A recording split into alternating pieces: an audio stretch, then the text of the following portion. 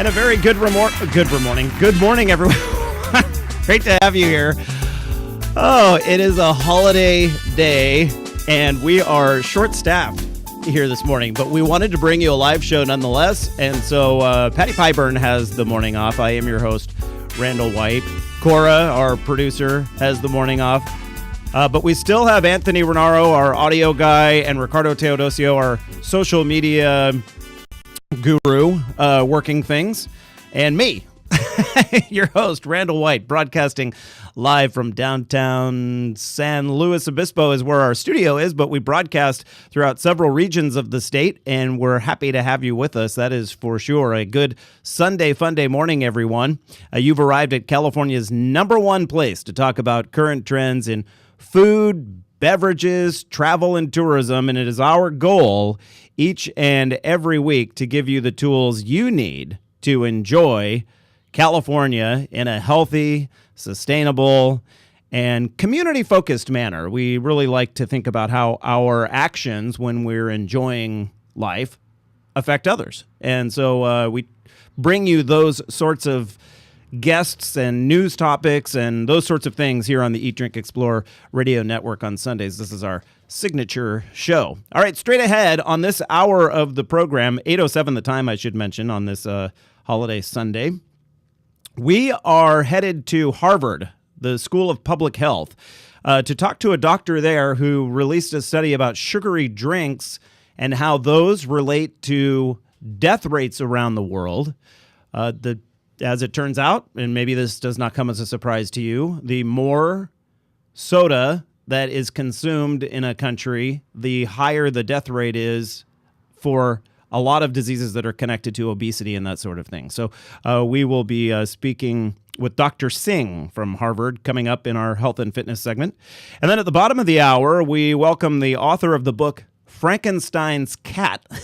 Now, I love the title of the book, first of all, and I happen to have it right here if you're watching our video simulcast online at eatdrinkexplore.com.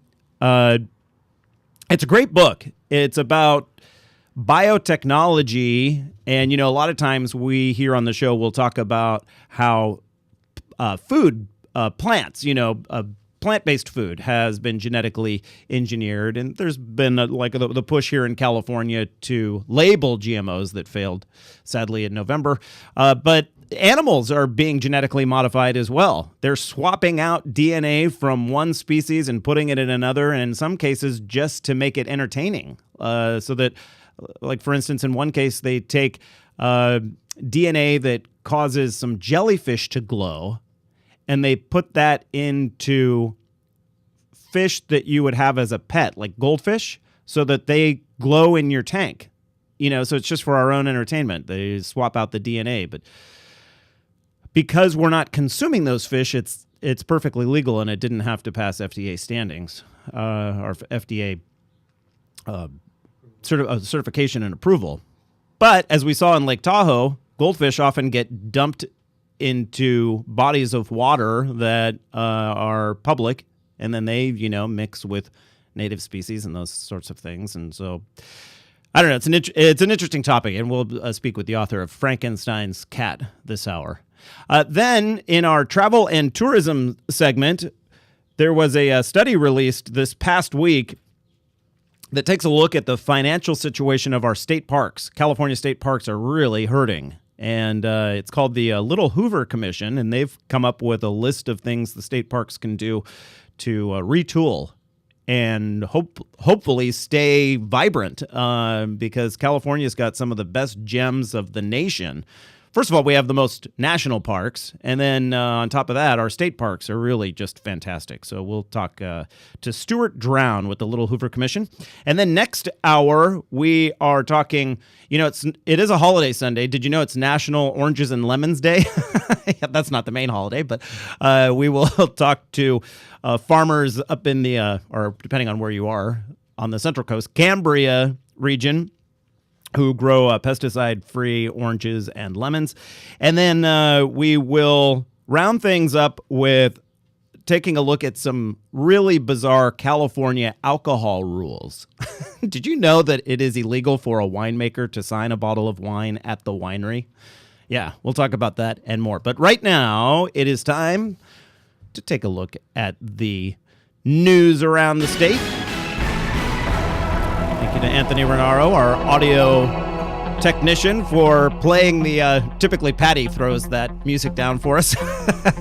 And a good morning, everyone. I am Randall White. Here's a look at the stories we're following on this Sunday morning. Scientists in Southern California are trying to figure out why hundreds of dead sea lion pups are washing ashore on beaches from Santa Barbara to San Diego, according to the Associated Press. It's estimated that nearly half of the pups born last year have now died. That number is typically less than a third. The situation has escalated in the past couple of weeks, so now the National Oceanic and Atmospheric Administration, or NOAA as they're called, has issued an unusual mortality event, allowing more scientists to research what's behind the problem. There's also a growing number of live, underweight, stranded pups. Typically, mothers don't wean their young until next month. Rescue facilities are becoming overcrowded in Southern California, forcing some to send the pups to the northern half of the state. An infection known as valley fever is on the rise in California, spread through airborne particles throughout the San Joaquin Valley. An article in this morning's San Francisco Chronicle says simply driving along Interstate 5, and I would imagine Highway 99 as well, can expose you to the soil-based fungus that causes the condition. Symptoms include a fever, coughing, chest pain, and fatigue. Most people recover without any treatment, but others can have cases that are much worse. I would recommend, if your car has air filtering, to just do the recycled air and turn on your air conditioner as you're driving along I-5 and 99 if you want to avoid that. I'm not a doctor, but that would be my suggestion. The 2013 Major League Baseball season gets underway tonight when the Astros and Rangers face off, but tomorrow is really the big start, when 12 regular season games get underway, including what is typically in California one of the biggest matchups of all, the Giants and the Dodgers confrontation, this one taking place in Los Angeles. The A's have their home opener in Oakland against Seattle. The Angels are in Cincinnati, and the Padres are on the road against the Mets in New York. Giants bring it home on Friday afternoon against St. Louis. I think that's a 1 o'clock start for that game. Today is Easter Sunday in North America, arriving a bit early for the season. All right, do you know how to calculate when an Easter Sunday will fall? It's actually calculated using astronomy. Here's how we ended up having Easter fall on today, Sunday, March 31st. The vernal equinox, also known as the first day of spring, is when the sun passes directly over the equator. That happened for us here in California on the morning of the 20th. I think it was like 4 or something in the morning. All right, so you take that date, and then you wait for the first full moon, which took place at 1 in the morning here in California on the 27th. Then jump forward to the following Sunday, and there you have it. To put it more succinctly, it's the first Sunday following the first full moon, following the first day of spring, and this year that's the 31st. It's also the 6th day of Passover, which ends at sundown on Tuesday, April 2nd, another time and date based on the workings of the solar system. All right, you're listening to the Eat, Drink, Explore Radio Network. Scattered showers throughout the state today, mid-60s. We do have a warm-up, though, throughout the state. We're back in just a moment. California business owners, entrepreneurs, farmers, authors, and other professionals, this message is for you. We're looking to highlight those of you who give back to the community, care about the environment, and have the health of our state as part of your business model or focus. Our new California Love website is in the beta testing phase. So, during the next few months, we're offering free listings to qualified people or business entities. It's a win-win situation. You help populate our site with quality, locally owned California companies, and we help direct customers to your business or product. Simply head over to CALUV.com. That's CA as in California, LUV as in a cute way to spell love.com, and enter the information for your business today. Why wouldn't you? It's easy and it's free. CALUV.com, the California Love Business Recommendation Tool. Hey, farmers market fans, listen up because we're launching a new show just for you. Join the Eat, Drink, Explore radio network each Thursday evening from 5:30 to 6 for a healthy dose of recipe sharing and food news. We broadcast our show live from the historic downtown San Luis Obispo Farmers Market, but the information shared is designed for anyone who has a love of fresh, seasonal produce and locally made artisan treats. So whether your favorite market is located at San Francisco's Ferry Plaza in downtown Santa Monica, or if you're simply a member of a CSA, you'll love our weekly Market Fresh, available live each Thursday evening at eatdrinkexplore.com. And if you missed the show, follow our updates on Facebook and Twitter for links to the recipes shared, video from the show, and other great information. Eat, Drink, Explore Radio's Market Fresh, helping perfect your California flavor. The Eat, Drink, Explore Media radio show you are currently enjoying is in a local affiliate commercial break. Live programming will return shortly.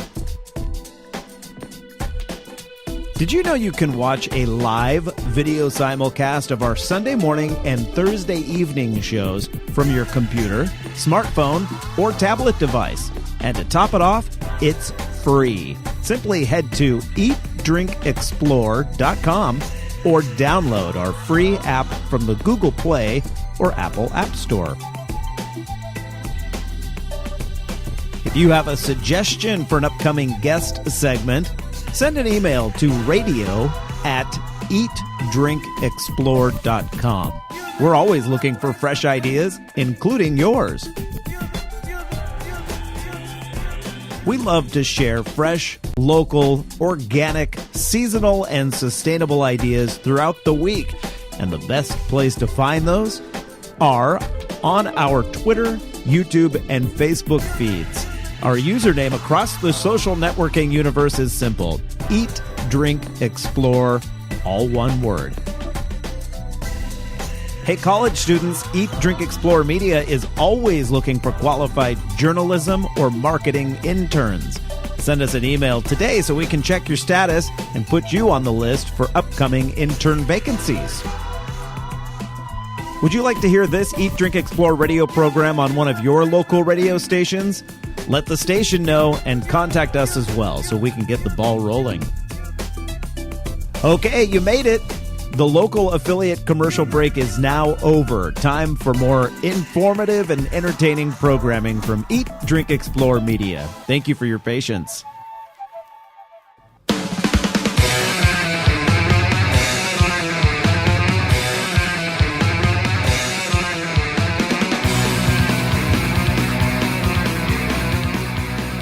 And welcome back to the program, everyone. You're listening to the Eat, Drink, Explore radio show on this Sunday morning. I'm your host, Randall White, joined by the lovely and talented Patty Pyburn typically, but this morning she has the day off. In fact, everyone has the day off. It's just me in here today. It is 8:19, time for our weekly health and fitness segment. And it probably comes as no surprise that drinking sugar-laden beverages likely has health consequences, but a new study out of Harvard University draws a connection between the consumption of those sugary drinks and death rates around the world. In fact, some pretty staggering numbers. Dr. Gitanjali, I hope I got that right, Singh with the Harvard School of Public Health joins us on the line this morning to explain the findings a bit further. Welcome to the program, Dr. Singh. Thank you very much. I'm very happy to be here. Now, how did you and your fellow researchers tie the two together? What factors in a person's death did you use to conclude that sugary drinks then played a role? Well, we know that sugary beverages are linked to obesity and diabetes, and we also know that a large number of deaths worldwide are caused by obesity-related diseases, such as cardiovascular diseases and cancers. So our goal was to really quantify how many deaths from obesity-related diseases are caused by drinking sugary beverages. And which diseases in particular did you look at? We looked at diabetes, heart disease, stroke, and several obesity-related cancers, such as breast cancer, uterine cancer, colorectal cancer, and a few others. Was there a way for you to separate out some of those cancers that may have been caused by, clearly by something other than the consumption of sugary drinks? Sure. We only looked at these cancers that have a known link to obesity. And really, the main linchpin in our study was the relationship between sugary beverages and obesity, and then obesity and deaths from these other chronic diseases. Some of these deaths are really high up on the list of number one killers, are they not? Yes, that is true. Yes, cardiovascular diseases are one of the major causes of death in many countries throughout the world. Yeah, I think I read somewhere that heart disease kills more people than all the other problems combined.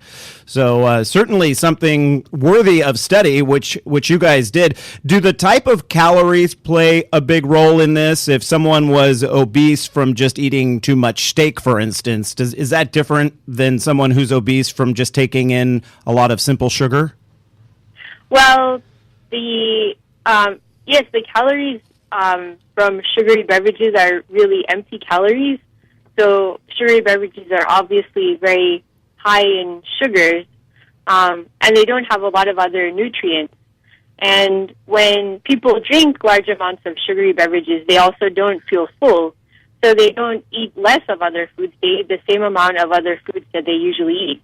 So basically, you have a large number of calories and a lot of sugar that get added on top of, a person's normal diet. Right. So that really contributes a lot to obesity. Have you had any skeptics that say correlation is not causation? Well, just to be clear, our study was not an ecological study, so it's not that we just looked at sugar-sweetened beverage intakes and disease rates and then try to make correlations. We used a very well-established risk assessment framework, which has been published in a lot of studies. We launched a massive data collection effort. It took about 5 years to collect data from countries around the world to determine how much sugary beverages are consumed worldwide and in individual countries. And, the relationship between sugary beverages and weight gain and diabetes and obesity, those relationships are very well established in many large studies. And, the relationship between obesity and diseases that lead to death, like cardiovascular diseases and certain cancers and diabetes, has also been established in large studies. Right. So, combining all these sources of data, we were able to quantify these disease burdens by country and age and sex. So it was a very rigorous way of looking at or of quantifying how many deaths are caused by this risk factor. Dr. Singh, what did you find? Which countries have the highest levels of sugary drink-related obesity deaths? So, in total, the U.S. had about 25,000 deaths caused by drinking sugary beverages in 2010. And so it had the third highest death rate due to sugary beverage consumption among the world's 35 largest countries. Oh, number three. For some reason, I just assumed we would come in at number one. So there are two countries that consume more sugary drinks than the U.S. Yes, in fact, actually, Mexico came in at number one. Sugary beverage consumption is very high in many countries in Latin America and the Caribbean. And rates of diabetes and obesity are also very high in many countries in that region. So the death rate is highest in Latin America and the Caribbean. Who came in after the United States? That will be released in our study once it's published, and it'll be published in the coming months. So I look forward to that. Yeah, and I think I remember reading in one of the articles, you were covered by so many publications, I can't remember which one I saw this in, but that Japan had the lowest? Yes, that's right. In Japan, the rate of sugary beverage consumption is quite low, as are the rates of diabetes and obesity-related disease. So that country actually had, among the world's largest countries, it had the lowest death rate. Right. Interesting. So how would you like to see this study used then by policymakers around the world, the people in charge of saying what's healthy, what's not, those sorts of things? Right. Well, our results show that policy measures are needed to reduce consumption of sugary beverages in many countries in the world. And, other studies have examined the effectiveness of policy measures such as taxation, soda taxation, or placing limits on advertising, especially to vulnerable groups like children, or reducing access to sugar-sweetened beverages, or launching mass media campaigns, encouraging people to drink fewer sugary beverages. So overall, public officials or, governmental officials, I think they really need to make an effort to select and implement effective evidence-based policies to reduce sugary beverage consumption, even in the face of industry opposition, in order to improve the public's health. Much like what we're seeing in New York City. Much like that, yes. Mayor Bloomberg has made many attempts to reduce sugary beverage consumption. He's been very persistent about it, and it would be great if, more public officials became interested in this and were, as persistent as he has been. Well, education certainly goes a long way, and just by the sheer fact of releasing this study, it does push a level of education through the media. Have you heard from any policymakers in the wake of this release where they would like to know more information? As of yet, we haven't had, a lot of contact with policymakers, but I think once our study is published, then perhaps it will. Dr. Gitanjali Singh with the Harvard School of Public Health, in the wake of a study about sugary drinks, obesity rates, and death rates around the world. Thank you so much for joining us this morning. Thank you very much. It was a pleasure to be with you. All right, stick around, everyone. I'm your host, Randall White. We are back after a short break with the author of Frankenstein's Cat, a look at genetically modified animals. The time, 8:28. Some of California's best restaurants, hotels, and homes are perched on steep hillsides with incredible views. But those buildings weren't just thrown there. They were placed on foundations designed and perfected by experts. Throughout much of the Bay Area, those hillside foundations were placed by S.S. Caveney Construction. With nearly 3 decades of experience dealing with the steepest and most difficult terrain, S.S. Caveney Construction is well known for being the go-to company when quality is your number one concern. Hillsides in California, as you know, are prone to drainage issues that can lead to erosion and slippage. S.S. Caveney Construction will solve those problems for you. Get a quote today by contacting the team you need. Head to S.S. Caveney, that's CAVENEY.com, and get your foundation placed correctly the first time.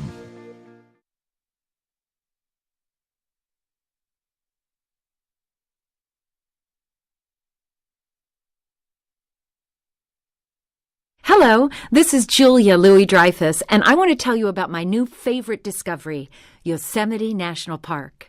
I recently went there with my husband and children, and we walked the trails to see the breathtaking waterfalls, admired the grand meadows, and giant sequoias.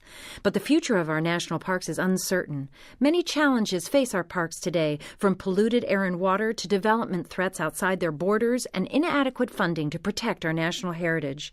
That's why the National Parks Conservation Association recently completed a decade-long assessment of the challenges facing our national parks, along with proposed actions that will ensure our children and grandchildren will be able to enjoy the parks as we have.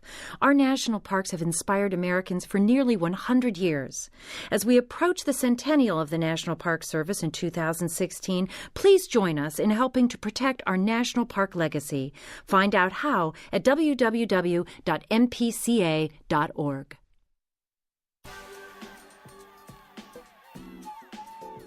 The Eat, Drink, Explore Media radio show you are currently enjoying is in a local affiliate commercial break. Live programming will return shortly. Did you know you can watch a live video simulcast of our Sunday morning and Thursday evening shows from your computer, smartphone, or tablet device? And to top it off, it's free. Simply head to eatdrinkexplore.com or download our free app from the Google Play or Apple App Store. If you have a suggestion for an upcoming guest segment, send an email to radio@eatdrinkexplore.com. We're always looking for fresh ideas, including yours. We love to share fresh, local, organic, seasonal, and sustainable ideas throughout the week. And the best place to find those are on our Twitter, YouTube, and Facebook feeds. Our username across the social networking universe is simple: Eat, Drink, Explore, all one word. Hey, college students, Eat, Drink, Explore Media is always looking for qualified journalism or marketing interns. Send us an email today so we can check your status and put you on the list for upcoming intern vacancies. Would you like to hear this Eat, Drink, Explore radio program on one of your local radio stations? Let the station know and contact us as well so we can get the ball rolling. Okay, you made it. The local affiliate commercial break is now over. Time for more informative and entertaining programming from Eat, Drink, Explore Media. Thank you for your patience.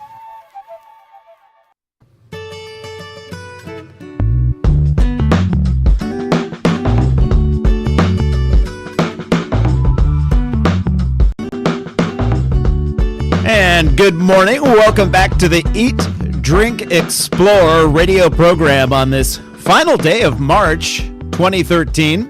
I'm your host, Randall White. My talented co-host, the lovely Patty Pyburn, has this Sunday morning off, but I look forward to seeing her this afternoon, I believe, for some sort of dinner party excitement at the Pyburn household. Time right now is 8:33, time for our business segment, and today we take a look at the business of genetic modification.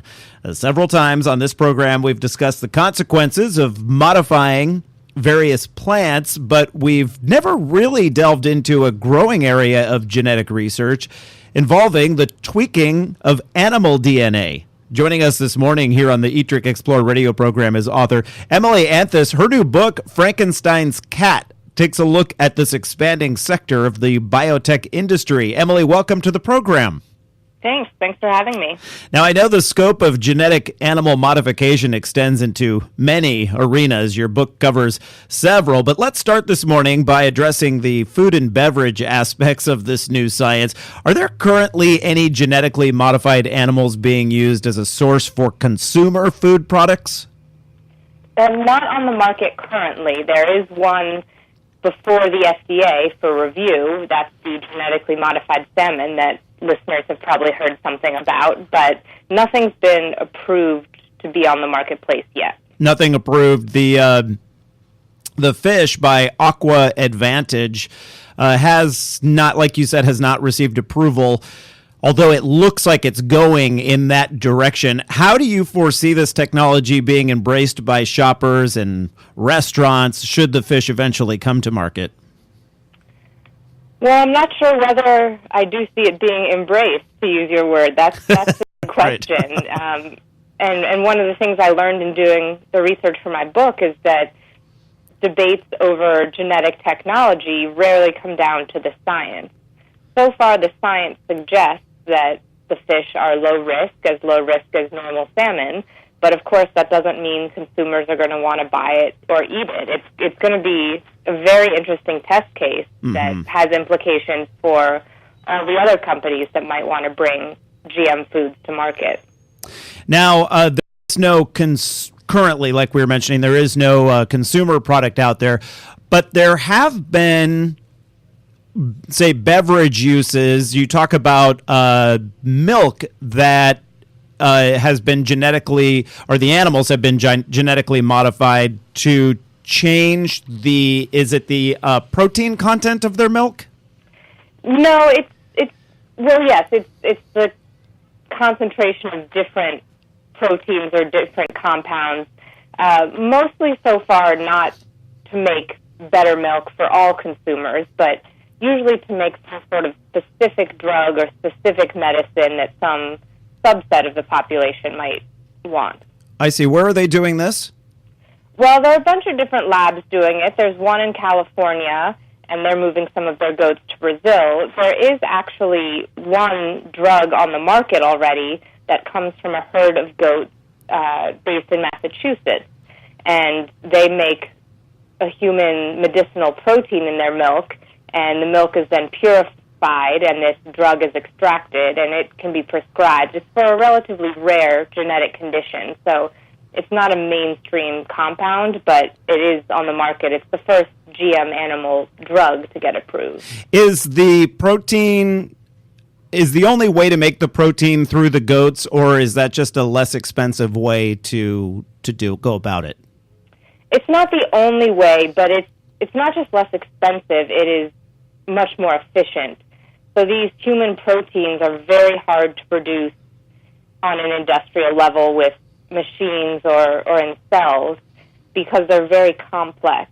And so some of these medicines, there are shortages of them, and patients just flat out can't get the medicines they need. So the idea is that dairy animals, which make all this milk and all this protein already, might be a way to increase production of these important drugs.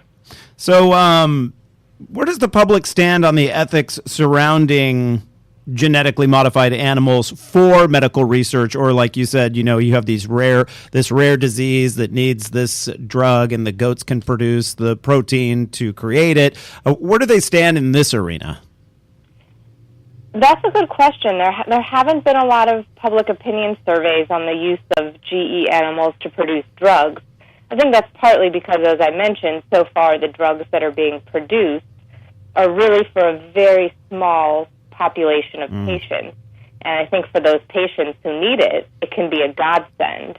But we haven't seen drugs produced for widespread illnesses. So there are some scientists right now working on creating genetically engineered goat's milk that could be used to treat childhood diarrhea. And that's a very common ailment. And that'll be interesting to see if it makes it onto the market, whether the public will really embrace that medicine and embrace that technology. The milk is higher in an antibiotic that keeps the child from getting foodborne diarrhea? Yeah, it works in two different ways. So it busts up things like E. coli and other bacteria that cause diarrhea and could maybe cure cases of diarrhea, but scientists also think it might be able to prevent diarrhea by just fostering healthier intestinal systems in children.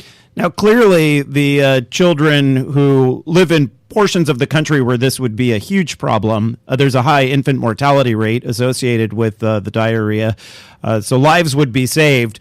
However, I imagine there must be an approval process and testing to see what the long-term ramifications of infants drinking this milk with the antibiotics in it could, some unforeseen consequences? Right. That will be one of the steps that's required in order for this milk to come to market. It's still pretty early days. Right now, the scientists have been testing the milk in pigs who, as it happens, have digestive systems that are pretty similar to our own, and the data looks encouraging, but they haven't started any human trials next. And, before the FDA ever approves this, they'll require some extensive human testing and trials. Pigs seem to be a go-to animal in medicine because their organs are about the same size as our own? That's right, and they work in pretty similar ways. They're also less ethically loaded than, say, apes. Of course, there are also welfare issues and ethical concerns about using any animals in research, but apes, for instance, who have bodies that are very similar to our own, are thought to be more cognitively sophisticated, and so it's a little harder to get permission and sort of sanctions to do this work on apes. So Right. researchers seem to have settled on pigs. I think because we just look at a pig and we don't think about how smart it might be. Fact of the matter is, pigs are actually highly intelligent, but we just don't, like you said, we don't put that connection together like we do with apes. Right, and there are certainly plenty of people who don't believe pigs should be used for this research either, and that's a totally legitimate point, but they seem to be less controversial than apes. Now, my sister had a mother-in-law who had a pig valve in her heart, but there are genetic steps being taken not just for the pig valve to be used, but an entire pig heart. Exactly. So there's, as anyone who has a family member who's needed an organ knows, there's a shortage of human organ donors worldwide. And because pigs have organs that are so similar to our own, there's hope among surgeons that maybe we could use pigs as organ donors. The problem is that pig organs are coated with these special sugars that don't occur in human organs. So as soon as you put a pig organ, a whole heart, for instance, in the human body, our immune systems immediately recognize that it's foreign and they reject it.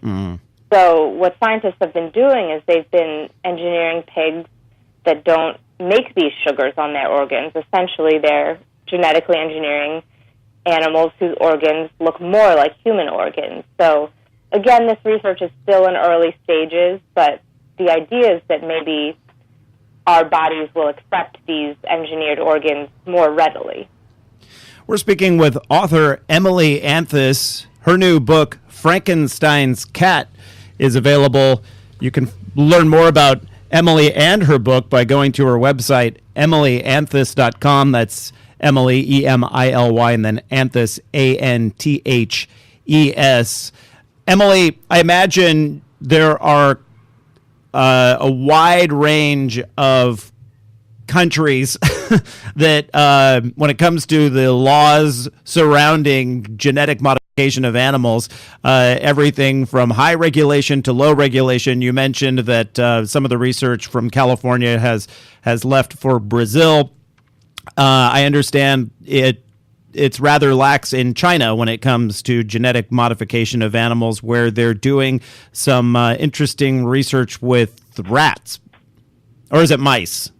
It's mice, but yes, China, some countries we're seeing really embrace this technology and sort of viewing it as an engine for growth and competitiveness on an international stage. And China is one of them, Brazil is one of them, India is one of them. They're really putting a lot of resources into animal biotechnology.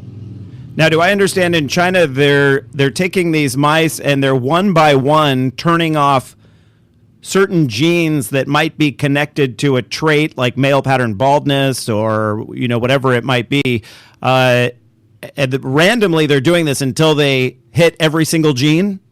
That's exactly right. They want to create a strain of mice for essentially every gene in the mouse genome, in which each strain of mouse has one gene that's disabled. And the idea is that by doing this, you can gain a lot of insight into how these genes work. If you turn one gene off and the mouse suddenly goes bald, for instance, then you know that gene might have something to do with baldness. Emily, we're going to have to leave it there. Author Emily Anthus, Frankenstein's Cat. Thank you for joining us today. Thanks for having me. California business owners, entrepreneurs, farmers, authors, and other professionals, this message is for you. We're looking to highlight those of you who give back to the community, care about the environment, and have the health of our state as part of your business model or focus. Our new California Love website is in the beta testing phase. So, during the next few months, we're offering free listings to qualified people or business entities. It's a win-win situation. You help populate our site with quality, locally owned California companies, and we help direct customers to your business or product. Simply head over to CALUV.com. That's CA as in California, LUV as in a cute way to spell love.com, and enter the information for your business today. Why wouldn't you? It's easy and it's free. CALUV.com, the California Love Business Recommendation Tool. Hey, farmers market fans, listen up because we're launching a new show just for you. Join the Eat, Drink, Explore radio network each Thursday evening from 5:30 to 6 for a healthy dose of recipe sharing and food news.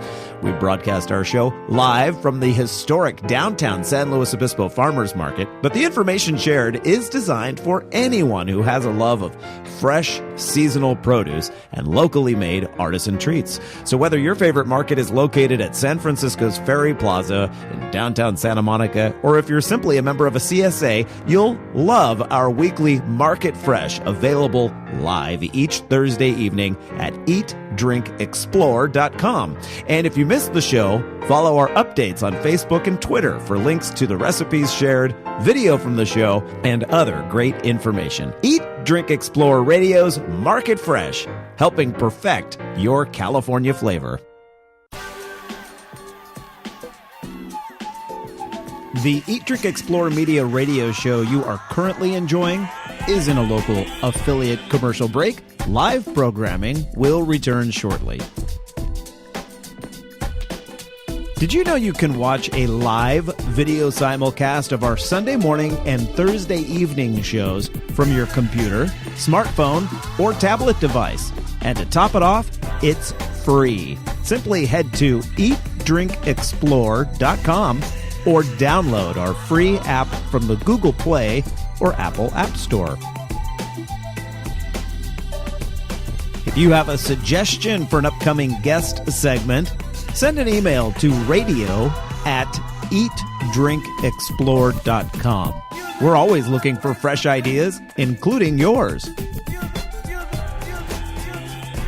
We love to share fresh, local, organic, seasonal, and sustainable ideas throughout the week. And the best place to find those are on our Twitter, YouTube, and Facebook feeds. Our username across the social networking universe is simple: Eat, Drink, Explore, all one word. Hey, college students, Eat, Drink, Explore Media is always looking for qualified journalism or marketing interns. Send us an email today so we can check your status and put you on the list for upcoming intern vacancies. Would you like to hear this Eat, Drink, Explore radio program on one of your local radio stations? Let the station know and contact us as well so we can get the ball rolling. Okay, you made it. The local affiliate commercial break is now over. Time for more informative and entertaining programming from Eat, Drink, Explore Media. Thank you for your patience. Okay.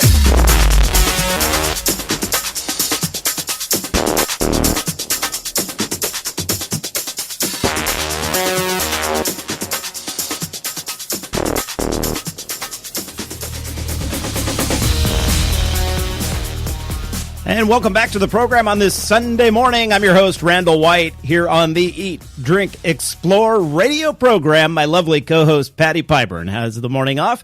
8:49 now the time, and time once again for our travel and tourism segment. And this week, we're taking a look at the financial status of California state parks in the wake of a new report released this past week by the Little Hoover Commission, an independent state oversight agency. Its mission, as listed on its website, is to investigate state government operations and then, through reports, recommendations, and legislative proposals, promote efficiency, economy, and improve service. Sounds pretty good, right? Well, the Commission's report, entitled Beyond Crisis: Recapturing Excellence in California's State Park System, tackles the state's pressing 2-year window to help save its severely struggling network of state treasures, including really some of the popular ones in our region, like Big Basin Redwoods, Hearst Castle, in the Bay Area, Angel Island, up at Lake Tahoe, Emerald Bay, Bodie, historic ghost town, one of my favorites, and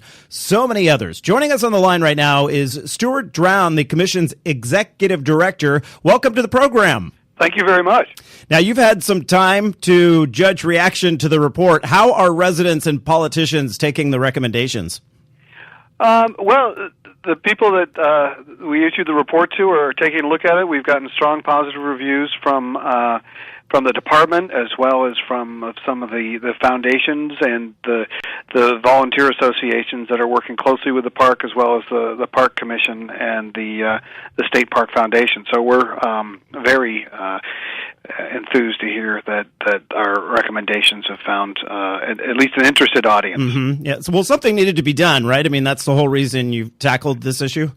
Yes, something has to be done. We've got this window of opportunity here. We had something of a reprieve to get everybody mobilized to save these parks, but those parks, they're never intended to be run permanently on this basis, and the question is, how are we going to change the park system and integrate a new operating model to come up with plans to save these parks that are on the closure list once these temporary operating agreements expire. And so the Commission developed some recommendations looking at the fact that the park system as it's being run now does not have the funding to run all the parks the way it has been doing it. So the threatened closure of those 70 parks was really an exclamation point on that fact that we can't keep doing it the way we have been. And the report points out a series of what it calls chronic conditions that need to be addressed.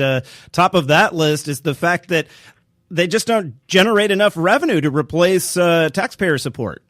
Right, and you're never going to be able to generate enough revenue to replace taxpayer support entirely. These are the classic public goods. These are parks that are held in public trust for us now and for future Californians.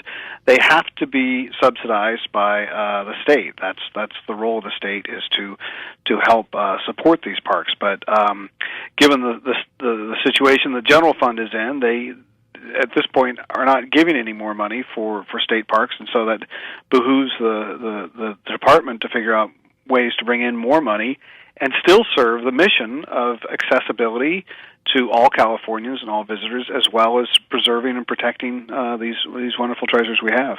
What are some of the ideas being tossed around to make the parks more efficient? Like Hearst Castle, for instance, if it weren't run by the state, perhaps, but by maybe some organizations that understood better how to take care of the art and that sort of thing? That is one idea that was suggested. The Commission has not endorsed that, except to say that one of the first orders of business, after kind of setting a new vision that explicitly lays out that parks are a public good, that the department needs to embrace innovation, and it needs to adopt a posture of shared management.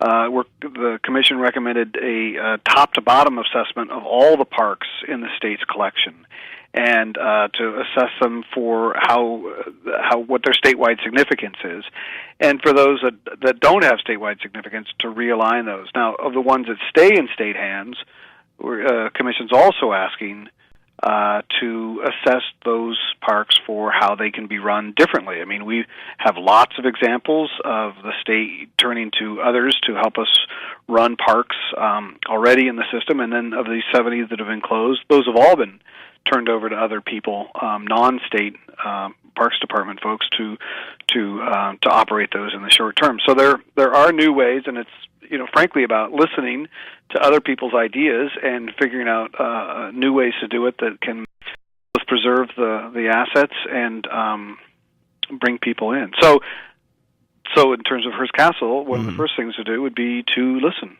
to bring in the partners and say, how can we do this better? Right. The California has always been at the forefront of trying to do things in a new, progressive sort of way, to look at something differently, but it seems like the state park system hasn't really followed along with that. It's still operating the way it has for decades. In the main, but it's as part of the study, we found that when the park system ran into serious financial squeezes, it would innovate. And so, at one point it won a Malcolm Baldrige Award for innovation and excellence. I mean, that department has a lot of talent in it. It needs to learn to share, and it learns to it needs to learn to just bring in new ideas and learn how to say yes. I mean, right. Saying yes to good ideas, but being a guardian as well, to say we need to protect the mission. Are we talking about completely releasing some of the parks to become privately owned operations, or just no. These have Okay. to stay in public hands. This is a public trust. So, if the park department of the state decides it can't run these, it has to turn them over to another public entity, another government, or another kind of public, like a trust or something, so that so that they're still held in trust. One of the points that is called chronic here says that relationships have deteriorated with many of the park system's most important partners and supporters. Can you give some examples there? I can. I mean, when they were coming up with the 70 parks and trying to figure out ways to operate those and come up with operating agreements, it was a very rough process in learning what would be allowed and what wouldn't be allowed. Then with some of the existing partners, they've been given control of the parks and asked to run. They're being asked to also abide by state regulations. So there's trouble letting go. And then with the issues, they came with this discovered reserves and the retirement pay or the vacation pay. They discovered this reserve at the same time they'd been asking people for help. So there's a lot of trust that was just damaged there. Well, it'll be interesting to watch over the next 2 years. Let's hope it's a positive outcome, because we have some of the most incredible treasures here in California, and we want to keep them open to the public in the best possible conditions. Stuart Drown, Executive Director of the Little Hoover Commission, thanks for joining us today. You're very welcome. Thanks for the call. 8:57 now the time. Stick around, everyone. The Eat, Drink, Explore radio program continues next hour right here on your local station. I'm your host, Randall White. I hope you're enjoying your Sunday. We are back after this very short break.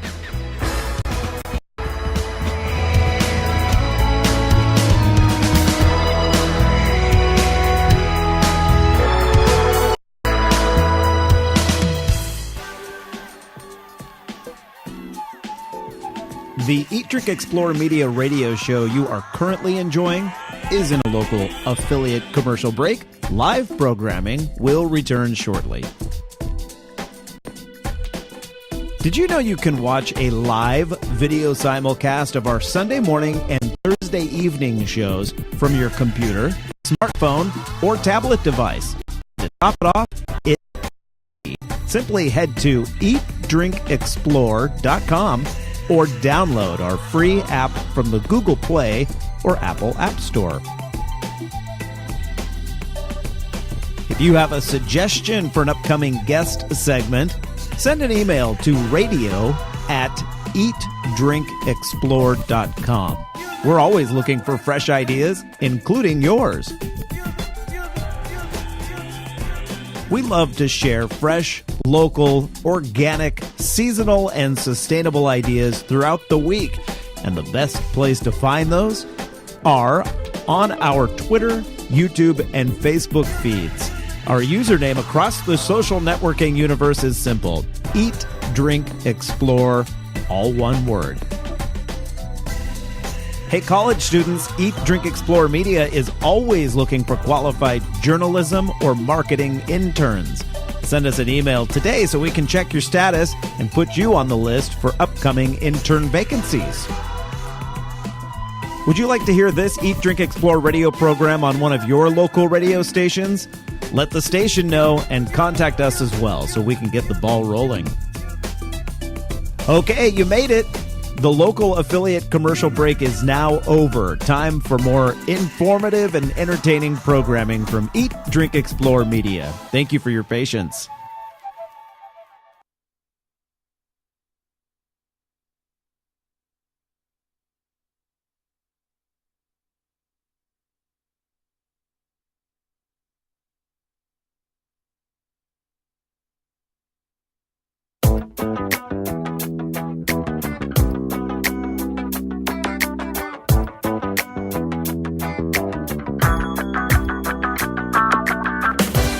You're listening to the Eat, Drink, Explore Radio Network.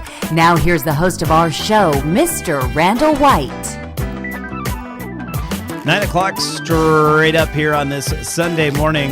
Sunday Funday, as we like to call it, but it's not just a Sunday Funday today. There's all sorts of things going on. We're a little more than midway through Passover. It's Easter Sunday, and it's also Cesar Chavez Day here in California, who's born on March the 31st. And I think maybe some state institutions might have the day off tomorrow. I'm not certain of that. You're listening to Crush 92.5 FM here in San Luis Obispo. Great to have you with us. And you may have noticed that we got some rain overnight. Yeah, it really started to get wet here in San Luis Obispo, thank goodness, overnight. But it has cleared up nicely, and I got to say, I think this Sunday might turn out to be a pretty nice day, just like yesterday. Saturday really cleared up, and that was unexpected. So it was supposed to rain all day yesterday and all day today. Looks like we just got some overnight showers. I'm not sure what the totals are for the rainfall. A lot more rain falling to the north of us, and more thunder and lightning to the north of us as well. Talk about that coming up in just a little bit. This hour of Eat, Drink, Explore Radio is brought to you by Eberle Winery. Eberle, Eberle Winery in Paso Robles. They are open daily from 10 in the morning until 6 o'clock in the afternoon. That includes today, according to their Facebook page, with a complimentary wine tasting and cave tours. Voted by Wine Spectator as one of the best tours on the Central Coast, Eberle Winery is located on 46 East in Paso Robles. You can log on to eberlewinery.com. Again, Eberle winery.com for more information. Check out their phone number there and give them a ring just to double check. I don't want to send you to a place that's closed, but if their Facebook page is accurate, then they are open here on this Easter Sunday. All right, so a little thing came across my Twitter feed the other day called Pending Coffee. This was on a feed put out by Rogers Family Company, Coffee and Tea. They're up in Lincoln, California, which is just outside of Sacramento. And I was like, what is this pending coffee? So I started to read it, and it started in Italy, Naples or Napoli. And as the story goes, this person was in a small coffee shop. A couple of customers arrived. They order 5 coffees, 2 for them and 3 pending. And then the person asks, what's a pending coffee? And the person says, just wait and see. Then more customers come in. 2 girls get some coffees. They pay normally. And then after a while, 3 lawyers asked for 7 coffees. They drank 3, but paid for 7. And while they were sitting there, a poor man entered the shop and as this says, with a soft voice asked, do you have any pending coffee? So if you're feeling in the mood today, it is morning hours right now. Do something nice on this Easter Sunday. If you go to a coffee shop, try it out. See if the pending coffee works. Of course, the people who would be the recipients of that pending coffee need to know that there are pending coffees waiting. So I'm not exactly sure if it can take off here or not. But I just thought it seemed like a really sweet story posted there on the Rogers Family Company Coffee and Tea blog. My mom, I believe, has toured that coffee place, and they do everything sustainably and use fair trade coffee there as well. So kind of a cool company you might want to check out. 9:04 the time. And when we come back after the commercial break here, we will be taking a look at the news here in California and a little check of the weather forecast as well. I'm your host, Randall White. Patty Pyburn has this morning off. We may see her later on for a bite to eat. I'm not sure. Anthony, did you talk to her about that yesterday? Oh, he's corresponding with her right now. So, all right, everyone, keep it right here on Crush 92.5. We're back in just a moment.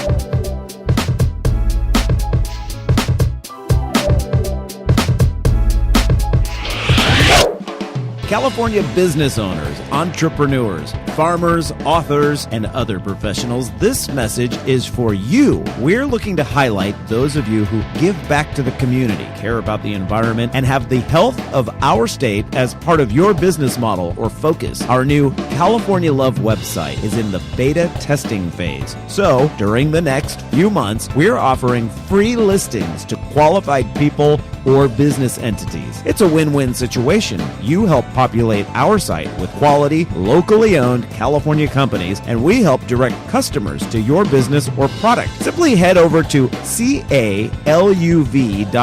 That's CA as in California, LUV as in a cute way to spell love.com, and enter the information for your business today. Why wouldn't you? It's easy and it's free. CALUV.com, the California Love Business Recommendation Tool.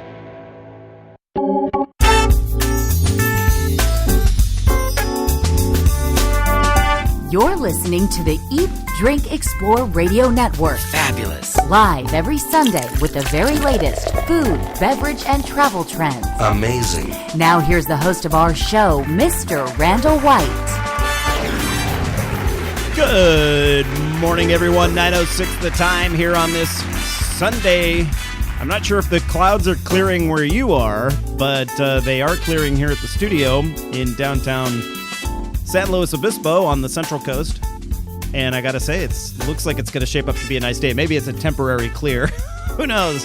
Because I believe the forecast is for rain all day. But judging from the looks of it outside the window right now, it doesn't appear that way. Yesterday ended up being a pretty nice day. Talked to my folks on the phone about an hour ago. They told me that they were kept up overnight with thunder and lightning. There was really just the sky was going crazy in the Sacramento area. And I know that thunder showers were in the forecast for most of the state. So if that was your situation, it's kind of cool. We don't get it very often here. I lived in the Midwest for many years where the thunder and lightning happens pretty much from this time of year through the summer. And I miss it when we don't get it. We didn't have it here in San Luis. I didn't see anything. Anyway, great to have you with us, everyone. I am your host, Randall White. Patty Pyburn has this morning off, and each week we bring you current information on food, beverages, travel trends, so you can get the most out of your life. This is California's #1 place to come and talk about those things. Joining us on this hour of the program, we are headed to the quaint coastal town of Cambria. If you have not been there, it's about midway between Big Sur and San Luis Obispo, where the pines meet the sea, is what they say. It's an artist colony, really, but it's surrounded also by great wine country and a spectacular coastline. It is certainly a wonderful place to visit, but they also have farms in the area, and one of those grows pesticide-free, sustainable produce, including oranges and lemons. And today, among many other things, it is National Oranges and Lemons Day. So we've got Easter, we've got Passover, we have Cesar Chavez Day, and it's also National Oranges and Lemons Day. So if you can't find a reason to celebrate with all of those, then you're not looking hard enough, I guess. So we'll be talking about that coming up in just a little bit. And then the 9:30 half hour, we are bringing on a representative from the state of California. To be more specific, the California Department of Alcoholic Beverage Control, or the ABC as it's called, to talk about some unusual California laws surrounding alcohol. The one that brought this to my attention was the fact that it is illegal for winemakers to sign their own bottles of wine at the winery.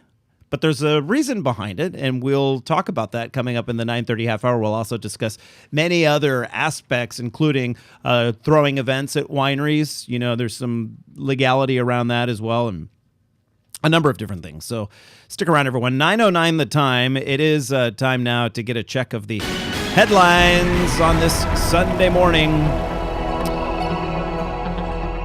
190,000 pounds of frozen quesadillas, mini pizzas, mozzarella bites, and Philly cheese steaks are being recalled at this hour over possible E. coli contamination, according to the company's product safety webpage. A couple dozen people have reported getting ill after eating Farm Rich brand products produced back in November between the 12th and the 19th. So that seems like a long time ago, but remember, these are frozen products, so they could easily still be in your freezer. The company says if you properly follow the cooking instructions on the packages, there should be no problem. So that means these people must have gotten sick by only, defrosting or partially cooking their That just sounds disgusting. I like them.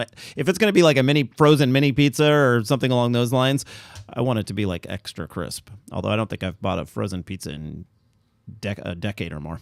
Tragic news out of Nevada this morning, where 5 members of a Southern California family were all killed in a car crash, according to the Associated Press. Police say the van they were traveling in was rear-ended by an 18-year-old driver who was driving under the influence. The collision happened yesterday morning on Interstate 15 near the Utah border. That's north of Las Vegas. 7 people were in the van total, 5 of whom were killed, were not wearing seatbelts. An adult female, believed to be the driver, and a teenage boy in critical condition at this hour. 18-year-old Gene Soriano is being held on suspicion of DUI. Scientists in Southern California trying to figure out why hundreds of dead sea lion pups are washing ashore on beaches from Santa Barbara to San Diego, according to the Associated Press. It's estimated that nearly half of the pups born at rookeries just off the coast of California last year have now died. That number typically less than a third. The situation really escalating in these past couple of weeks. So now NOAA, the National Oceanic and Atmospheric Administration, issuing what's known as an unusual mortality event. With this issuing, that will allow more scientists to get the funding they need to research what's behind the problem. There's also a growing number of live, underweight, stranded pups. Typically, the mothers don't wean their young until next month. Scientists really can't figure out what's going on at this point. Rescue facilities are becoming overcrowded from Santa Barbara to San Diego, forcing some of those to send the pups to Northern California facilities. An infection known as valley fever is on the rise in California's Central Valley. This is spread through airborne particles, mainly there in the San Joaquin Valley. An article in this morning's San Francisco Chronicle says simply driving along Interstate 5 or 99, which also goes up and down the valley there, can expose you to the soil-based fungus that causes the condition. My recommendation, like I said last hour, is to roll up the windows and make sure your air is on filtered circulation if you have that option in your car.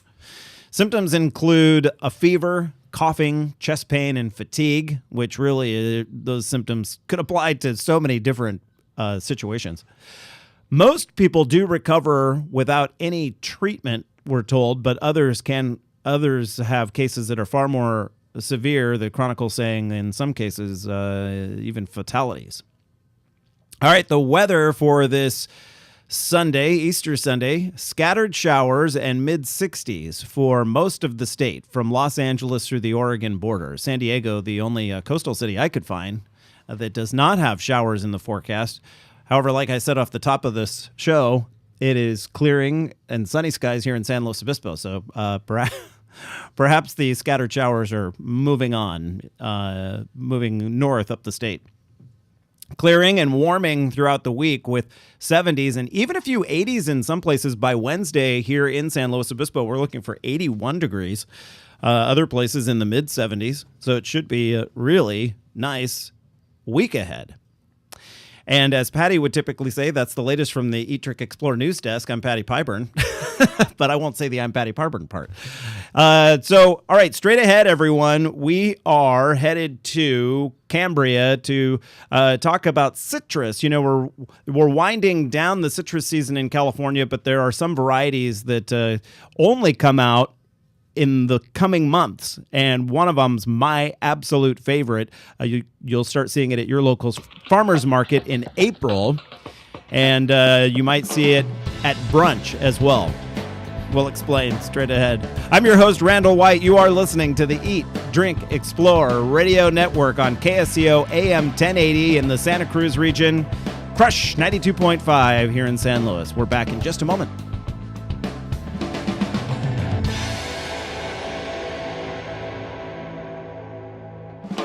California business owners, entrepreneurs, farmers, authors, and other professionals, this message is for you. We're looking to highlight those of you who give back to the community, care about the environment, and have the health of our state as part of your business model or focus. Our new California Love website is in the beta testing phase. So, during the next few months, we're offering free listings to qualified people or business entities. It's a win-win situation. You help populate our site with quality, locally owned California companies, and we help direct customers to your business or product. Simply head over to CALUV.com. That's CA as in California, LUV as in a cute way to spell love.com, and enter the information for your business today. Why wouldn't you? It's easy and it's free. CALUV.com, the California Love Business Recommendation Tool. Hey, farmers market fans, listen up because we're launching a new show just for you. Join the Eat, Drink, Explore radio network each Thursday evening from 5:30 to 6 for a healthy dose of recipe sharing and food news. We broadcast our show live from the historic downtown San Luis Obispo Farmers Market, but the information shared is designed for anyone who has a love of fresh, seasonal produce and locally made artisan treats. So whether your favorite market is located at San Francisco's Ferry Plaza in downtown Santa Monica, or if you're simply a member of a CSA, you'll love our weekly Market Fresh, available live each Thursday evening at eatdrinkexplore.com. And if you missed the show, follow our updates on Facebook and Twitter for links to the recipes shared, video from the show, and other great information. Eat, Drink, Explore Radio's Market Fresh, helping perfect your California flavor. The Eat, Drink, Explore Media radio show you are currently enjoying is in a local affiliate commercial break. Live programming will return shortly. Did you know you can watch a live video simulcast of our Sunday morning and Thursday evening shows from your computer, smartphone, or tablet device? And to top it off, it's free. Simply head to eatdrinkexplore.com or download our free app from the Google Play or Apple App Store. If you have a suggestion for an upcoming guest segment, send an email to radio@eatdrinkexplore.com. We're always looking for fresh ideas, including yours. We love to share fresh, local, organic, seasonal, and sustainable ideas throughout the week. And the best place to find those are on our Twitter, YouTube, and Facebook feeds. Our username across the social networking universe is simple: Eat, Drink, Explore, all one word. Hey, college students, Eat, Drink, Explore Media is always looking for qualified journalism or marketing interns.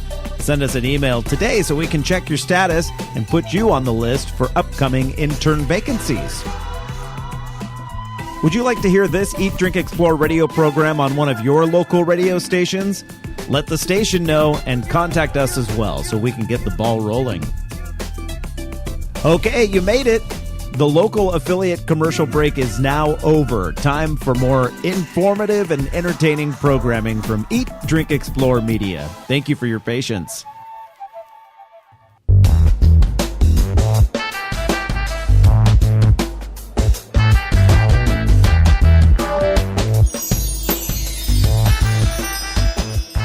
And welcome back to the program.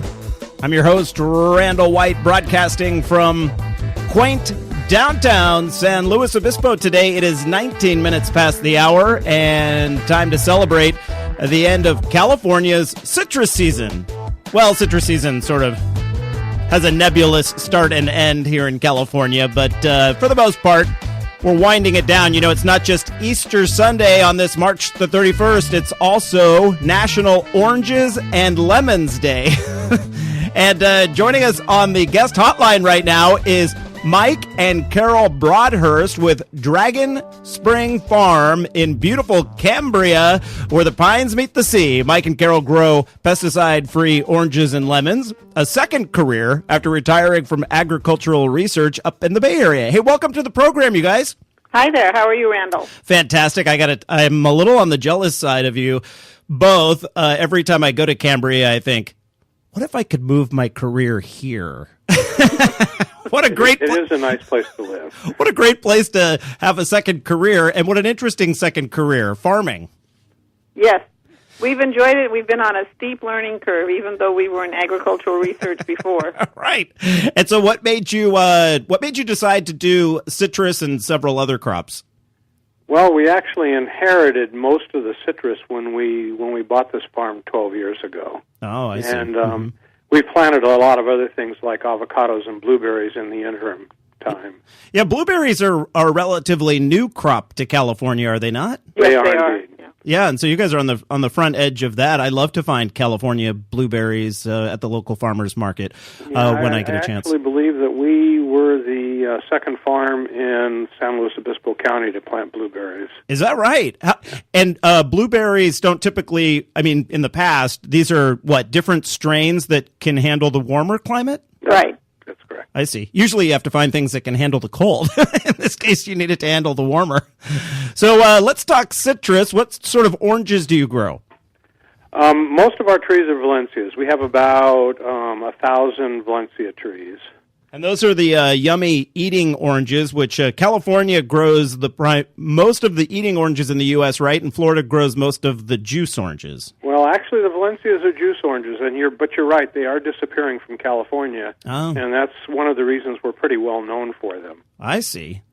Is the Valencia the only type of orange you grow? No, we have some navels as well, and a few blood oranges. But not. It's a relatively small amount. We're coming into blood orange season? That's exactly correct, yeah. We'll start picking here in a few weeks. So people can begin to look for California blood orange mimosas on their local menus. If they're lucky. And then, if they're lucky. Right. And then you also grow lemons, one of my favorite varieties, the Meyer, but you have some others as well. We have a Meyer, which are really nice and sweet and wonderful. They almost turn a dark orangish yellow when they get ripe. Yeah. Then we have Eurekas, which I like the flavor of more than a Lisbon, but they don't grow as uniformly attractive as a Lisbon does. Oh, are the Eureka lemons the one that have a really thick, sort of warty skin? A little bit, yes. Okay, I had one of those trees in my yard when I was going to college many, many years ago. And I got spoiled, being able to put like lemon in the water and make my own lemonade and that sort of thing. Well, they're good. They're really good for that. I think they have more flavor than your usual lemon, and people really love them. We love them. So National Oranges and Lemons Day falls at the very end of March. People think of citrus as a wintertime crop, and it is for the most part, but do I understand that the seasons, like for instance, the blood orange season's just getting started? Well, we're late. Oh. We grow ours on the coast side of these hills here, and the cool weather slows them down. So we're always 2 or 3 months behind the regular crops. So like our navels are coming, and we're just going to start picking them next month. And the vast majority of navels, which is what you were calling the eating oranges, were started in Christmas time and are kind of done. Oh. But we start ours now in April, so we're actually 4 months later than Christmas. But this is a wonderful time of year around here, as you implied, because a lot of things the oranges are just beginning to bloom now, but the grapefruit have been in full bloom for the last month or so, which we also grow grapefruit, I should have mentioned that. And the lemons in this particular climate tend to flower and set fruit pretty much year-round. Yeah, I've noticed that down here in San Luis Obispo. Boy, it must smell great. Oh, it's beautiful, yeah. Sometimes we have an orange tree in our backyard, and sometimes the perfume from when it's flowering, the perfume from it is so strong it's almost sickeningly sweet. It gets a little heady sometimes. Right. In fact, most people, grapefruit is not common in this area. Most people I think it has the nicest fragrance of all the citrus. It's just absolutely stunning. I'm a big fan of grapefruit. Your groves there are pesticide free. Is that difficult to do with citrus? Well, we sell almost all our citrus at farmers markets, and people are willing to accept the ugly skins on the citrus, knowing that the fruit inside is going to be high quality and pesticide free. Yeah, when you don't use the pesticides, you get sort of what looks like dark dirt on the citrus, right? That's correct. But it's completely harmless. You're not eating the skin anyway. Yeah, that's actually caused by a insect that we don't spray for. Where a leaf touches the fruit, the insect gets in there and builds a nest and mines the skin. Mm-hmm. I found that if you just take a brush with some water, you can clean that skin right up at home if you're into displaying the citrus out on a table or something. Because I think citrus tastes much better when it's not refrigerated, and so you're absolutely right. If you want it to look great, it's an easy clean, and I actually look for the dirty citrus at the market because then I know. Then I know it's pesticide free. Yeah, you're not the only one. We get several customers. I go, these are really ugly. They go, that means they're good. I like that. That's great. We're educating. That's what we're trying to do here. So tell me, Mike and Carol, you're there in Cambria, and Cambria has its own farmers market on Fridays? Every Friday, rain or shine, 2:30 to 5:30. Where's it located? At the Vets Hall, which is at the corner of Main Street and Cambria Drive. For people that aren't familiar with Cambria, you almost couldn't find a cuter town. It's full of artists and great food, and the setting is just stunning. Yeah, we're very pleased from the farmers market perspective living here because I can't quote any numbers, but I believe that we have a far greater turnout of locals here for our farmers market than you get in most communities. Yeah. Like the hardcore, they show up every week, that sort of thing. Yeah, it's credible, and it's as much a social thing as it is getting good produce. All right. You know a lot of your customers by name. Almost all of them. And isn't that great? And then when a new one comes by, you kind of know it's a tourist, so then you give them the Cambria charm. Right. Which then you get the sales pitch, and they say, then they get to taste the oranges instead of just buying them because they don't know yet that they're so good. Right. Oh, so are you one of the vendors that hands over the little slices and kind of loops the customer in that way? Yes. We've been known to do that. I love that because you get to sample a little and then you get a taste for it, and you think, yeah, I want some of those at home. Mike and Carol Broadhurst with Dragon Spring Farm in Cambria, California. Thank you so much for joining us today. Well, thank you. All right, time now is 28 minutes past the hour. Stick around. There is a lot more to come. I'm your host, Randall White, and you are listening to the Eat, Drink, Explore Radio Network. Don't forget about Oranges and Lemons Day. Stock up. Oh, and by the way, you can find more information on Mike and Carol's Dragon Spring Farm at CambriaFarmersMarket.com. You're listening to Market Fresh here on Crush 92.5.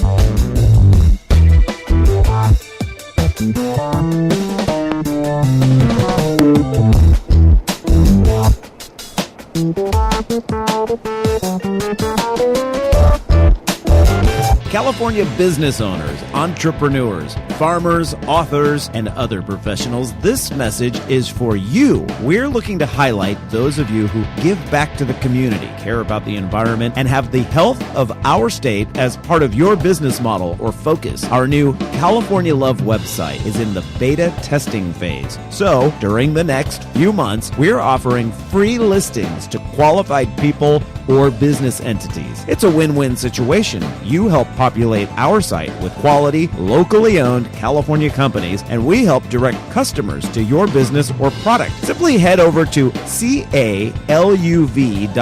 That's CA as in California, LUV as in a cute way to spell love.com, and enter the information for your business today. Why wouldn't you? It's easy and it's free. CALUV.com, the California Love Business Recommendation Tool.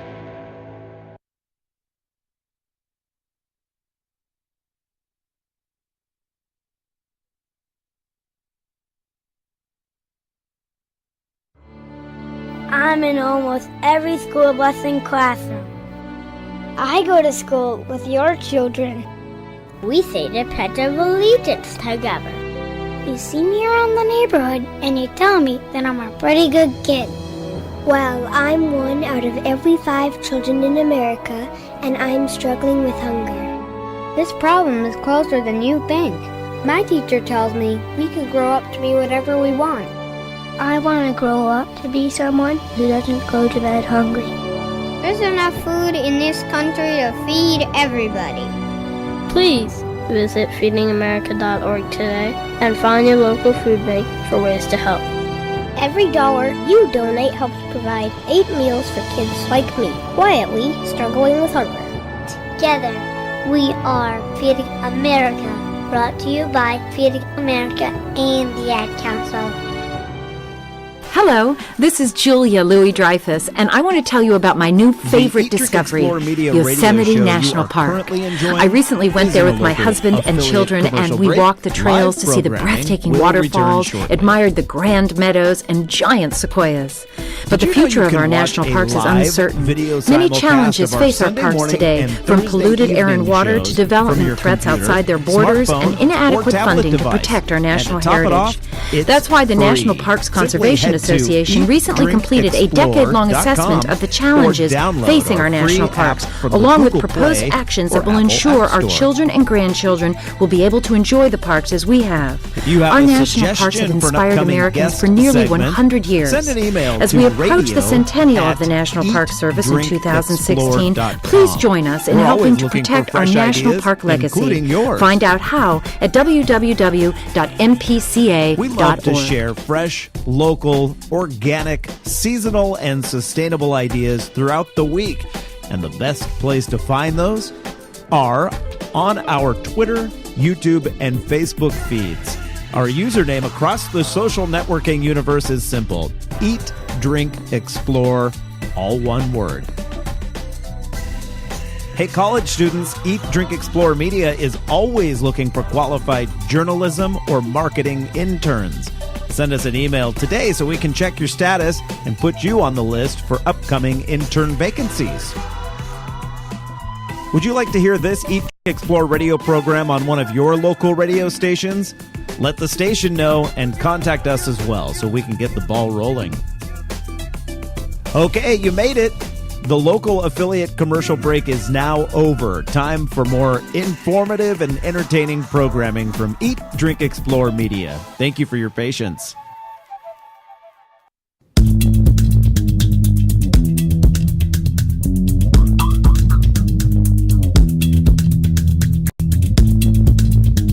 Welcome back to the Eat, Drink, Explore radio network. Here now is your fabulous host, Mr. Randall White. Well, good morning to you. We are glad you could join us on this beautiful Sunday morning as we discuss all things food, beverages, and travel each and every week from 8 to 10 in the morning right here on this very station. I'm your host, Randall White. My co-host, Patty Pyburn, by the way, has this Sunday morning off, the final day of March 2013. Happy Easter Sunday, and also we're in the middle of Passover, so a very religious time to be sure. Time right now is 9:33, and time to take a look at the rules surrounding labels here in California, specifically wine labels. Wines and Vines recently published an article highlighting, I would say it's an obscure law that says winemakers cannot sign bottles of their wine at the winery or at restaurants. but may now be able to do so at retail establishments under certain conditions. Matthew Botting is general counsel at the California Department of Alcohol Beverage Control in Sacramento, also known as the ABC, and joins us on the line to share some insight. Welcome to the program, Matthew. Thanks for having me. I can tell you, as somebody who used to manage brew pubs in the early days, I worked with many an owner who turned pale at the suggestion that the ABC was coming for a visit. Well, we don't like to promote that side of things. Right. It's just one of those We do things. like to ensure everyone's obeying the law, though. Now, speaking of laws that cover this sort of thing, like signing labels, are known as tied house laws. Can you explain? Well, basically the tied house laws evolved following the repeal of Prohibition.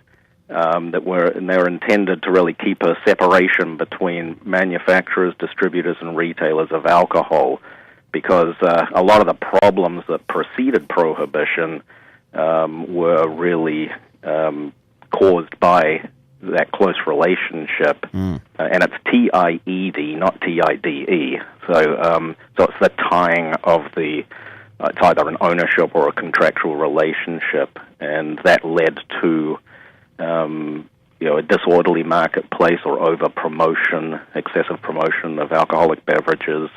And, you get such things as there's no such thing as a free lunch. Right. That all came from that era where, food was given away as long as you bought the alcohol to go with it. And it evolved over time to a lot of other terrible things that people associate with the old-time saloons that still happens today, such as gambling, prostitution, other vices. Right. Matthew, what about like those happy hours where you have free food that's out there so long as you're, taking part in the happy hour? I guess under the law, you don't have to buy a drink in order to eat that free food? Well, this actually gets a little bit to how you introduced this, talking about an obscure law that prohibits signing of bottle labels. I would challenge anyone to actually find that law in the ABC Act, because that's not actually what it says. Oh. What it comes down to is that there's a provision, it's Section 25600 of the Business and Professions Code, which essentially prohibits a licensee from giving any premium gift or free goods in connection with the sale or distribution of alcoholic beverages. Oh, okay. Yeah, and that's part of, it's partly tied house and partly designed to minimize aggressive marketing practices of giving things away to encourage people to purchase and consume alcohol. And the signature is considered to have financial value. Well, here's the thing. You've got to put this in a little bit of context, and of course that article in Wines and Vines, it was just, it was a snippet of a presentation Right. that was given that expanded on this, and, we were there for over an hour talking about this stuff. So, when you take it out of context, it kind of is a little jarring. Yeah, you were at a conference in Napa, right? Right. Answering questions from winemakers and such. Exactly. Yeah, and this has been going on for years. Now, the problems become or build up when alcohol manufacturers and distributors would hire a celebrity, for example, to go into a retail premise and autograph bottles of whatever the product is, wine, spirits, even beer. And you get a couple of things that come from that. One is directly on the tied house. One of the things that is prohibited is a manufacturer from giving anything of value to a retail licensee. So you get the first part of a manufacturer is now engaging a celebrity to go into a retail store. That's going to be a draw for customers to go to that retailer. Right. And certainly the more it's promoted, the more advertising is given to that retailer. So that's a thing of value to the retailer. Oh. Then you get the next part. If it's strictly a bottle signing event, the only way you're going to get that bottle signed is to purchase the product. So you're actually now requiring a customer to actually purchase a bottle of an alcoholic beverage to get it autographed. And once they've purchased it, they're probably going to consume it. So anything that requires the purchase or consumption of alcohol is generally considered to be a bad idea. Then you get the next flow-on effect of that is, and we have seen this, you get the consumer who has now purchased that product and gets it autographed. The more recognizable or important the celebrity, the greater the value that might be attached to that autograph. Mm-hmm. And you can go on eBay right now and find autographed bottles selling for, or at least the asking price is 2 or 3 times what the original purchase cost was, even if it's empty. So it's just based on the bottle and the autograph. Then you get the next step, which is trying to sell the full bottle. Well, a consumer, Joe Blow Public is not allowed to sell alcohol. Oh, right. So, they don't have a license to do it. So you get this kind of unintended, perhaps, consequence that you're generating an unlawful marketplace by putting value or additional value on the product that you just sold. So you get all of these things thrown in together. Now, at the extreme, as with a lot of these things, it's really easy to identify the extreme ends of the spectrum. So you get the extreme where you got the promotion, the big-time celebrity requiring purchase of alcohol, and all that sort of carry on. So that's kind of in the bad bucket, if you will. Right. Then you get the more benign sorts of activities, which is exactly what this has kind of blossomed into, these oh my God moments of, you mean I can't sign a bottle of wine that someone just bought at my winery? And it's like, look, we've never had a problem with that sort of activity, but it was the extreme end of the spectrum that then caused the industry to go to the legislature last year to get specific legislation to allow for it. Oh, okay. Now, once that happens, you look at the law as it's now written, and it spells out some very specific circumstances under which you can engage in this sort of activity. Can you give us an example? Well, I can tell you exactly what it's... Oh, yeah. I guess so, if it's that specific, right. Yeah. For example, it has to be... it may only take place at the premises of an off-sale retail licensee. So, for instance, like if there was a winery in Paso Robles and a liquor store or a Bevmo or something, that sort of situation? Well, yeah, exactly. So you could do it at the Bevmo because they're an off-sale retail licensee, but that's the only place you can do it. It doesn't say you're allowed to do it at your winery. Okay. It doesn't say you're allowed to do it at a restaurant or a bar. So you can see now that the legislature has spoken, it creates this somewhat challenging environment in which stuff that no one ever really had a problem with before is now clearly in violation of the law. Right. I have an example I want to ask you. I don't want to get this person in trouble, though, because they're a really well-known brewer in the state. So I went to a Christmas party. This was back in the early 90s. I went to a Christmas party at this brewery, and they make special Christmas beer. And so I asked the brewer if he'd sign the bottle for me because they were giving people at the Christmas party this beer. And as it turned out, I accidentally left it in an area where it got rained on and it was no good anymore because the signature smeared and everything. But was that act illegal? Well, now you're getting into sort of the nitty gritty of it. Right. If I say yes, then I sound really stupid. Right. But because that falls into the category of, that's not the sort of stuff we're that's not what you're worried about. That's not what we're worried about. Mm-hmm. But could I make an argument that it's technically in violation of this new provision? Yeah. Right. Would we ever take disciplinary action against a licensee for doing what you just described? Probably not. We still like to think we have common sense, despite what a lot of people accuse us of doing and not having common sense. But But, when someone asks me or asks anyone at ABC and presents a situation like that, is this legal? I can only tell you what the law says. Right. I'm not going to say, but don't worry, we're never going to come after you. But the reality of life... No, you can't do that, right. No, I mean, that's like asking a CHP officer, if I go 60, am I speeding? Right. When the speed limit's 55. And it's like, well, yeah, you are. And are you going to get a ticket? Probably not, but could you? Yeah. We're speaking with Matthew Botting, not Bottling, General Counsel at the California Department of Alcohol Beverage Control. He's going to stick on through the commercial break. I have several more questions just after this. You're listening to Eat, Drink, Explore. California business owners, entrepreneurs, farmers, authors, and other professionals, this message is for you. We're looking to highlight those of you who give back to the community, care about the environment, and have the health of our state as part of your business model or focus. Our new California Love website is in the beta testing phase. So, during the next few months, we're offering free listings to qualified people or business entities. It's a win-win situation. You help populate our site with quality, locally owned California companies, and we help direct customers to your business or product. Simply head over to CALUV.com.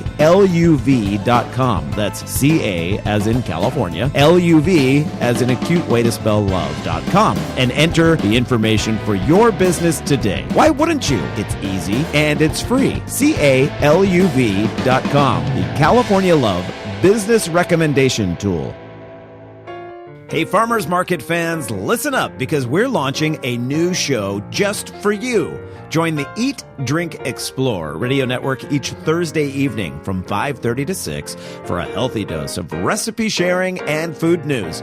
We broadcast our show live from the historic downtown San Luis Obispo Farmers Market, but the information shared is designed for anyone who has a love of fresh, seasonal produce and locally made artisan treats. So whether your favorite market is located at San Francisco's Ferry Plaza in downtown Santa Monica, or if you're simply a member of a CSA, you'll love our weekly Market Fresh, available live each Thursday evening at eatdrinkexplore.com. And if you missed the show, follow our updates on Facebook and Twitter for links to the recipes shared, video from the show, and other great information. Eat, Drink, Explore Radio's Market Fresh, helping perfect your California flavor. The Eat, Drink, Explore Media radio show you are currently enjoying is in a local affiliate commercial break. Live programming will return shortly. Did you know you can watch a live video simulcast of our Sunday morning and Thursday evening shows from your computer, smartphone, or tablet device? And to top it off, it's free. Simply head to eatdrinkexplore.com or download our free app from the Google Play or Apple App Store.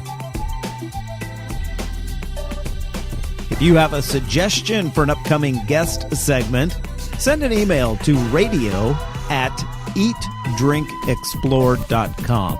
We're always looking for fresh ideas, including yours. We love to share fresh, local, organic, seasonal, and sustainable ideas throughout the week. And the best place to find those are on our Twitter, YouTube, and Facebook feeds. Our username across the social networking universe is simple: Eat, Drink, Explore, all one word.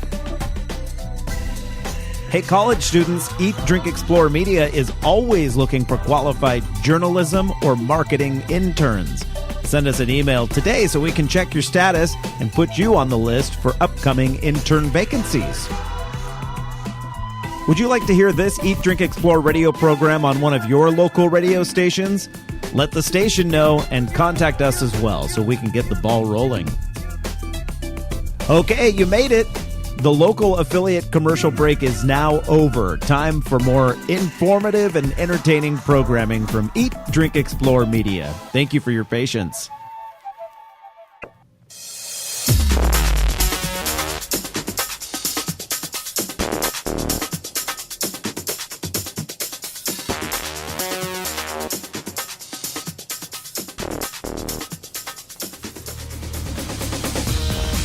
Welcome back to the program, everyone. It is 9:49 right now, the time. Great to have you with us on this Sunday morning. This is the final segment of our Eat, Drink, Explore radio program. I'm your host, Randall White. If you caught us during the last segment, we're speaking with Matthew Botting. He's the general counsel at the California Department of Alcoholic Beverage Control, or the ABC, in Sacramento. This is the watchdog for wineries, breweries, distillers, and that sort of thing. Welcome back to the program, Matthew.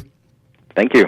So during that last segment, we talked about the legalities of winemakers, for instance, signing bottles of wine at their winery or at a retail establishment, that sort of thing. The article that brought this to my attention was in a publication called Wines and Vines, and they hit on several other topics that were brought up at this conference where you were speaking in the Napa Valley. And one thing that is tricky no matter what industry you're in, radio for sure, we have several rules we need to follow, but is the whole contest and sweepstakes sort of thing. I've heard that the ABC rules surrounding wineries and such, it looks like a big phone book for a large city. So I imagine a large portion of that might be set aside for contests and sweepstakes. A very small part of it is set aside for contests. Oh, okay. Yeah. Yeah. And actually, just so you and your listeners are aware, there's a lot of information on our website, and we've actually issued recently a couple of industry advisories on each of these topics. Oh, good. And that's at www.abc.ca.gov. And there's a link to industry advisories. Great, and we'll put a direct link to that as well, Matthew, on our program summary page. Excellent, because the contest and sweepstakes. Here's again a little bit of background on this. I know we haven't got a lot of time, but that same section I referenced earlier, 25-600, that prohibits giving away premiums, gifts, and free goods, also applies to prizes awarded by way of a contest or a sweepstakes. And the department actually had for about 20-odd years a set of unofficial guidelines on how to do sweepstakes. And it turned out that those guidelines were not followed, and they did not have the force of law, and were really technically what we call an underground regulation, because they didn't go through a proper rulemaking process. Of course, everyone in the industry was happy to follow them because it allowed them to do things they wouldn't otherwise be allowed to do. Right. But when it all came crashing down, they were left with, you can't really do these things. And at best, if they were done properly, you could give a prize away, which for beer was worth 25 cents, wine $1, and distilled spirits $5. So very restrictive. As a consequence, you got a lot of sweepstakes that were not in contests that were not valid in California. California residents were ineligible to enter. Last year, again, the legislature passed a fairly comprehensive statute that has now allowed certain licensees, so not every type of licensee, but certain authorized licensees to conduct consumer contests and to conduct or sponsor consumer sweepstakes. And I emphasize conduct or sponsor because there is a difference. If you do it yourself, conducting it, if someone else is doing it, you're providing a prize or I see. Yeah, then you're sponsoring theirs. And there's a reason for that, which is fairly complicated, but right. But I'll try to summarize it real quickly, is that for years, alcohol manufacturers have been allowed to sponsor contests conducted by other organizations. And the example I always use is like a PGA golf tournament. So they give money to the PGA to sponsor the tournament. Okay. That's been allowed for years. If the legislation that was enacted encompassed sponsoring contests, then a lot of those sorts of contests would have been prohibited. I see. Or at least complicated, because one of the provisions is no one under the age of 21 is allowed to enter. Right. So imagine a running race or a golf tournament where all of a sudden no one under 21 could enter. Right. It would certainly make the field a lot shorter. Yeah. Yeah. Hey, Michael, I have a question for you. Before we run out of time, I want to know about the selling of food at wineries. You know, when you think of, because I came from the brewing side of things, breweries almost always have a restaurant attached. Wineries, I can't think of ever seeing a restaurant attached. What's the situation there? Under the ABC Act, it's permissible to have a restaurant attached to a winery. What seems to be the challenge in many areas are local use permits or zoning requirements. Oh. I know Napa, for example, for years have really promoted the agricultural nature of the area, so have not allowed wineries to engage in other types of commercial activities, which may include the operation of a restaurant. So it's not really a state law issue for at least for ABC. It's more local. But more of a local zoning issue. I see. And finally, what about events that are held at wineries? I've been to a wedding in the Napa Valley and that sort of thing. Are there rules surrounding what can happen at these events? Yeah, at least, again, you get some local zoning issues which we don't get in the middle of. But from ABC perspective, a lot of the challenges come up with what sort of alcohol can be served there, because wineries are allowed to make and sell wine. They're only allowed beer on the premises if they're operating a bona fide restaurant or in connection with a private event. So they can sell beer and wine if you get the example of a wedding. So if someone comes and does a wedding or other private event there, then the winery can sell beer and wine in connection with that, and I think brandy as well, but not distilled spirits. You can't get around that distilled spirits restriction by having a caterer come in, so it's not the winery that's then selling the alcohol. That's what some people try to do, is say, okay, look, it's not the winery doing it, where caterers coming in, but you can't expand your privileges beyond what you're allowed to do by having a caterer come in and do it. One of the other issues that comes up is if, like, a non-profit organization wants to host a fundraiser at a winery, and actually it's not just limited to wineries. If they want to host it at any licensed location, if that non-profit is going to be getting the revenue from the sale of alcohol, then the non-profit needs a license there, which means the licensee, the winery or retailer, has to surrender their license. So it can get pretty complicated. Sounds like it, but like you said, they can go to the website and get lots of details, and we do have that link available under the program summary for today's show. Matthew Botting, General Counsel at the California Department of Alcoholic Beverage Control in Sacramento. Thank you for joining us and shedding a little light on these tight house rules. My pleasure. All right, and everyone have a great holiday Sunday. I'm Randall White. Again, Patty Piper off today. Make it a fantastic Sunday. You've been listening to the Eat, Drink, Explore radio program. If you missed any of our segments today, look for them online or through our free Apple and Android apps. Catch you back right here next week.